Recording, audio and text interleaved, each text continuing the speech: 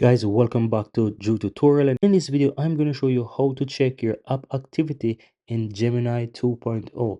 Now, as you can see, I have Gemini here on my phone. I'm currently using the 2.0 model. If you have Gemini installed on your phone and you're not able to see the 2.0 model, you want to go ahead and switch it at the top there. So you might see that you're currently using the 1.5 flash. You can tap on that and select the 2.0. Now, in order to see your app activity, you want to click your profile on the upper right hand side.